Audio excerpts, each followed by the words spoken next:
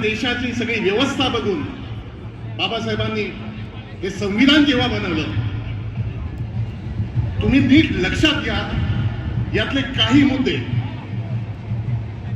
संविधान किंवा घटनेत बदल शक्य नाही.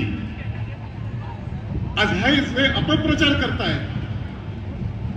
घटनेमध्ये किंवा संविधानामध्ये बदल होऊ शकत नाही, त्याच्यात अमेंडमेंट होऊ शकते, म्हणजे दुरुस्ती होऊ शकते. लक्षात घ्या. आणि ही दुरुस्ती काय आता नव्याने नाही सापडली आहे. गेल्या 70 वर्षात घटनेमध्ये 106 वेळा दुरुस्ती झाली आहे. त्यापैकी 80 वेळा दुरुस्ती ही काँग्रेसच्या काळात झाली आहे. हा जो अपप्रचार चाललेला आहे, मोदीजींच्या काळात गेल्या 10 वर्षात केवळ 8 वेळेला दुरुस्ती झाली, त्याला अमेंडमेंट असं म्हणतात. आज या कॉन्स्टिट्यूशन मध्ये बदल करण्याचा एकमात्र प्रयोग झाला तो आणीबाणीच्या वेळेस इंदिरा गांधी केला, की प्रत्येक भारतीयाचे मूलभूत अधिकार काढून घेतले गेले. आणीबाणीमध्ये मिसा कायदा लावला गेला, आणला गेला, ज्याला दिसेल त्याला उचला आणि आत टाका, या प्रकारचे घटनेत बदल तेव्हा होत होता. पण 43rd अमेंडमेंट मध्ये म्हणजे त्याच्यानंतर पुन्हा सगळी घटना पूर्ववत झाली.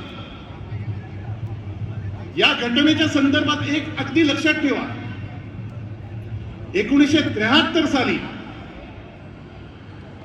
केशवानंद भारती नावाचे एक साधू पुरुष, केशवानंद भारती वर्सेस केरला सरकार, केरला स्टेट, हा खटला चालला गेला. केशवानंदांचा मोठा आश्रम 300-400 एकरचा आश्रम होता. त्याच्यात अनेक गरीब लोक अनेक शेती करायचे. आणि भूधारण कायदा जो आला, त्यातली जमीन काढून घेण्याच्या मागे काँग्रेस सरकार लागलं. तेव्हा ते सुप्रीम कोर्टापर्यंत गेले आणि तो जो निकाल आहे तो पुन्हा अगदी ठासून मनात ठेवा. हे जे वाक्य आहे, जे तुम्हाला सगळ्यांना उत्तर द्यायला कामी येईल, सुप्रीम कोर्टाने 1973चा निकाल दिलेला आहे की या घटनेची बदल होऊ शकत नाही. या घटनेची चौकट कधीही बदलली जाऊ शकत नाही.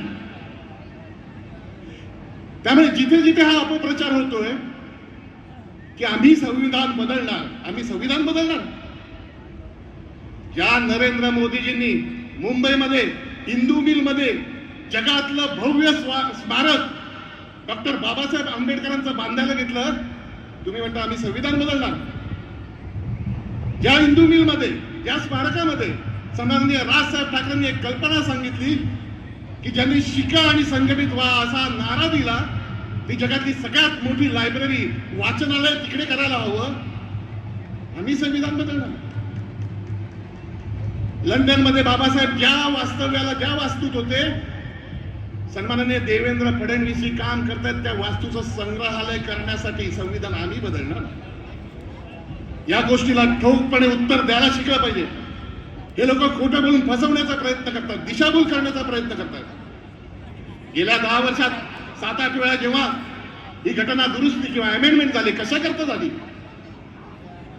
पहिली जीएसटी करता झाली. राष्ट्रीय मागासवर्गीय आयोगाला घटनात्मक दर्जा दिला गेला, याच्याकरता अमेंडमेंट झाली. आज इथे स्मिताताई उभ्या आहेत, बाजूला रक्षाताई उभ्या आहेत, एकीकडे मुक्ताई, एकीकडे बहिणाबाई आहे. आज अभिमानाने आपण त्यांना घेऊन जिंकून आणणार आहोत. पण आता शेवटची 106वी अमेंडमेंट किंवा दुरुस्ती जी झाली, ती नारी शक्ती वंदन म्हणून मोदीजींनी केली. ती नारी शक्ती वंदन म्हणजे लोकसभेमध्ये आणि विधानसभेमध्ये 33% आरक्षण महिलांना देण्याचं गेल्या अनेक वर्षाचं स्वप्न होतं. अटल बिहारी वाजपेयींनी 3-3दा हा प्रस्ताव मांडला होता, पण काँग्रेसने तो होऊ दिला नव्हता. ते नरेंद्र मोदीजींनी करून दाखवलं. म्हणून आम्ही बिनशर्त आमचा पाठिंबा राजसाहेबांचा आणि देशाच्या भवितव्याकरता पाठिंबा आहे. या सगळ्या गोष्टी समजून आपण बोलल्या पाहिजेत. शेवटचे 2 दिवस आहे, लोकांची दिशाभूल करण्याचा प्रयत्न होईल. म्हणून या पर्टिक्युलर विषयासाठी मी इथे उभा राहिलो. बाकी तुम्ही सजग आहात. राजकारणात माझ्यापेक्षा अनेक लोक इथे व्यासपीठावरचे माझ्यापेक्षा मोठे आहेत, वयाने अनुभवाने मोठे आहेत.